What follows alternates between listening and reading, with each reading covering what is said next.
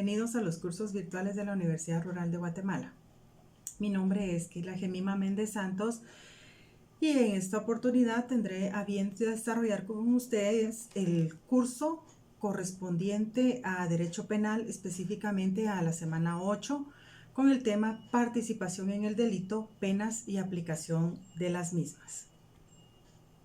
El objetivo de la clase, como se ha venido mencionando, es continuar realizando este repaso profundo a efecto de que cada uno de ustedes pueda recordar y dominar este tema específicamente en cuanto a los autores, a los cómplices y las penas, es decir, a quienes considera la ley como autor. Entramos de lleno a establecer que son responsables penalmente del delito, los autores y los cómplices. Esto lo encontramos establecido en el artículo 35 del Código Penal. Son responsables penalmente del delito los autores y los cómplices. De las faltas, solo son responsables los autores. Es decir, en la comisión de una falta jamás va a existir un cómplice. En cuanto a la responsabilidad penal de las personas jurídicas, esto lo encontramos establecido en el artículo 38 del Código Penal. En lo relativo a personas jurídicas, se tendrá como responsable de los delitos respectivos a directores, gerentes ejecutivos, representantes, administradores, funcionarios o empleados de ellas que hubieran intervenido y sin cuya participación no se hubiere realizado. Serán sancionados con las mismas penas señaladas en este código para las personas individuales. Es decir, el hecho de que exista una persona jurídica no le da ese derecho o ese beneficio de poder cometer infracciones a la ley y quedar impunes. En este caso, van a ser responsables, como lo menciona aquí la ley, sus directores, gerentes ejecutivos, representantes, administradores, funcionarios o empleados de ellas, siempre y cuando hubieran intervenido en la participación o en la comisión de estos hechos y sin cuya participación esta acción delictiva no se hubiera realizado. Menciona en el artículo 37 a quienes consideran la ley cómplices y da una serie de numerales, los cuales pues les invito a que ustedes les den lectura ya en sus casas para profundizar los temas y una vez que lleguemos al desarrollo completo de la clase puedan tener ese dominio y conocimiento de lo que se está mencionando. Vamos a hablar en este caso de lo relacionado a las penas. Las penas en el derecho penal guatemalteco se dividen en dos, principales y accesorias. Pero ¿cuáles son estas penas principales? Y menciona aquí la de muerte, la de prisión, el arresto y la multa. Estas son las penas principales y esto lo encontramos establecido en el artículo 41 del Código Penal. En el 42 se establecen las penas accesorias. Dentro de ellas encontramos la inhabilitación absoluta, la inhabilitación especial, el comiso, la expulsión de extranjeros del territorio nacional, pago de costas y gastos procesales, así como la publicación de la sentencia. Es importante mencionar respecto de la pena de muerte.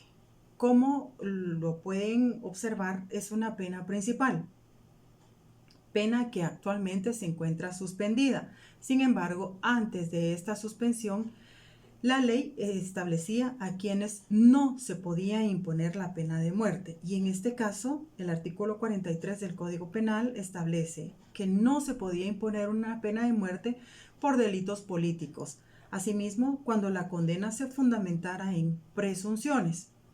A las mujeres, a los varones mayores de 70 años y a personas cuya extradición hubiera sido concedida bajo esa condición. Esto también lo encontramos regulado en el artículo 18 de la Constitución Política de la República y es necesario realizar un estudio y hacer un llamado a lo que establece el artículo 4 del Pacto de San José. Y es por eso que les hago la solicitud para que el día de esta clase ustedes tengan a la mano no solo su Código Penal, sino también su Constitución Política de la República de Guatemala y el Pacto de San José, a efecto de que entremos a un análisis minucioso y ustedes puedan tener el dominio total de este tema que les servirá para poder sustentar su examen en el momento oportuno. Menciona aquí como una pena accesoria el comiso. ¿Pero qué es el comiso? Mucho se ha escuchado en los medios de comunicación cuando las fuerzas de seguridad o bien en la comisión de algún hecho delictivo se encuentran objetos de ilícita procedencia. ¿Qué sucede con esto? Aquí se aplica el comiso y esto lo encontramos regulado en el artículo 60 del Código Penal.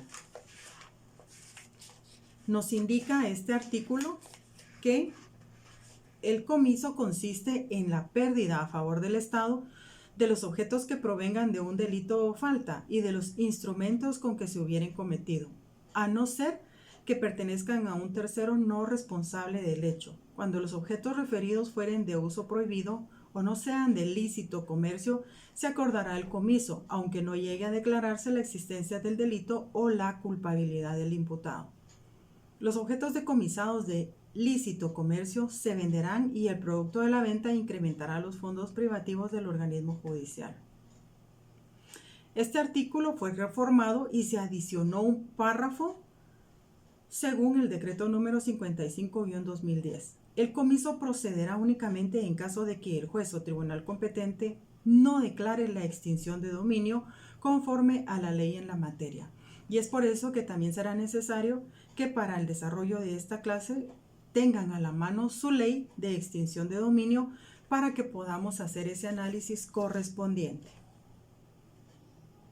Entonces, por favor, tomen en cuenta en qué consiste el comiso. Es la pérdida de los objetos a favor del Estado.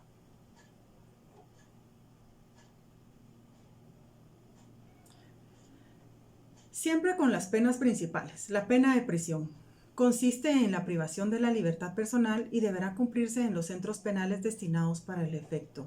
Su duración se extiende desde 1 mes hasta 50 años. Esto lo encontramos regulado en el artículo 44 del Código Penal.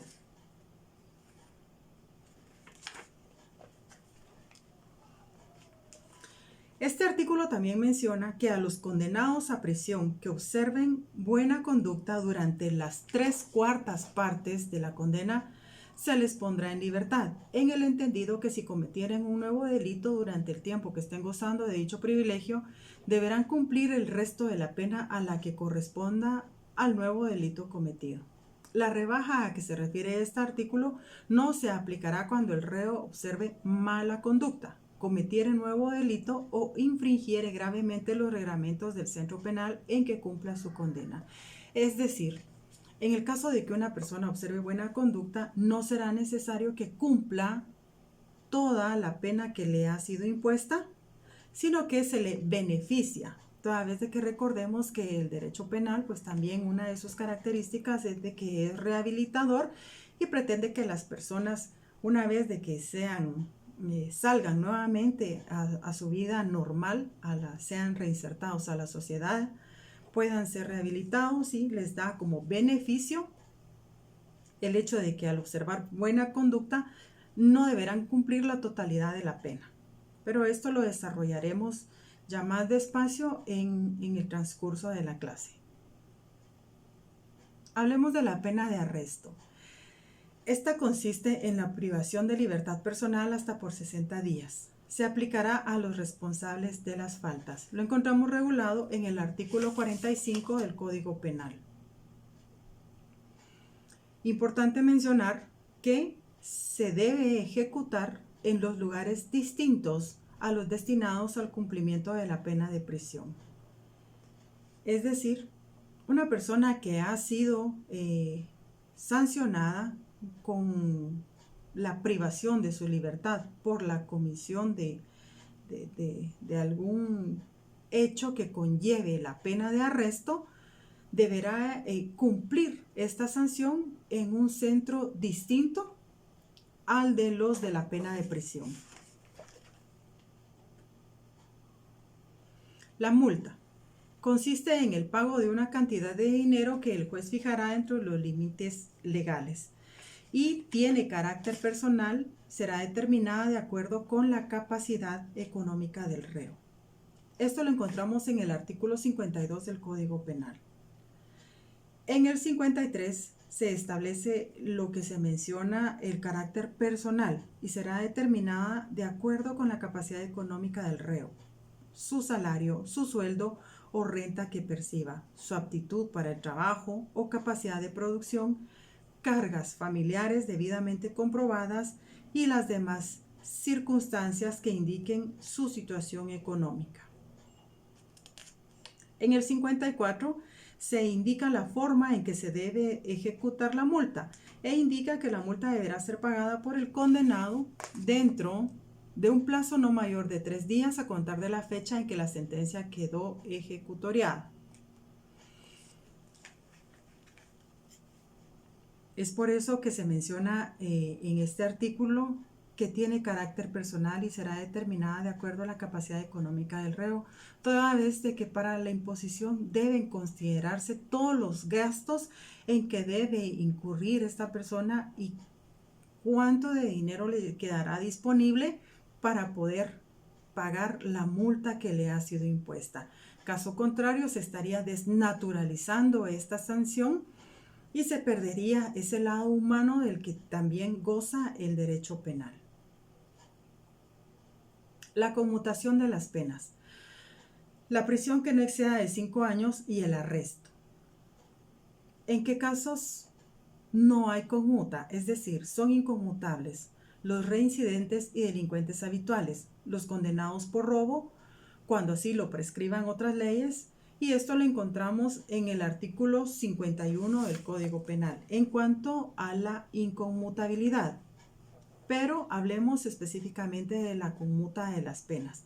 La prisión que no exceda de 5 años y se regulará entre un mínimo de 5 quetzales y un máximo de 100 quetzales por cada día, atendiendo a las circunstancias del hecho y a las condiciones económicas del penado. Otra pena que es conmutable es la del arresto. En el artículo 51 nos menciona en qué casos específicos no aplicará este beneficio y menciona quiénes son inconmutables. Esto pues trataremos de desarrollarlo durante cada una de las clases a efecto de que ustedes por medio de ejemplos puedan ilustrarse de una mejor manera a qué se refiere la ley en cuanto a la conmuta. ¿Qué busca la conmuta? Busca que la persona no necesariamente vaya a sufrir una prisión. Y en el caso de que la imposición de la pena no supere los 5 años de edad, se podrá requerir este beneficio. Es decir, una vez de que la persona haya sido condenada por el tribunal, este decidirá en qué monto quedará convertida esta conmuta y le pone como rango la ley mínimo 5 quetzales y mayor 100 quetzales.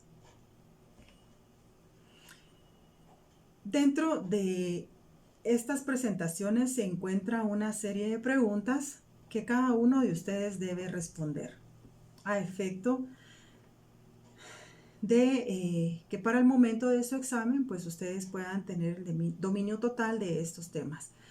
Dentro de las preguntas deben responder a quienes considera responsables la ley en la comisión de un delito.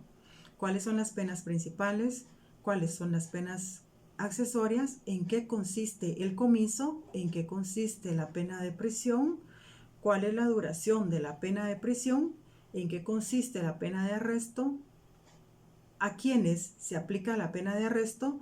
Los casos en que puede conmutarse una pena. Asimismo, mencionar los casos que la ley considera inconmutables. Con estas preguntas ustedes podrán realizar ese repaso y continuar con los conocimientos adquiridos durante cada una de las clases y con el repaso que se realiza en esta oportunidad. Muchas gracias.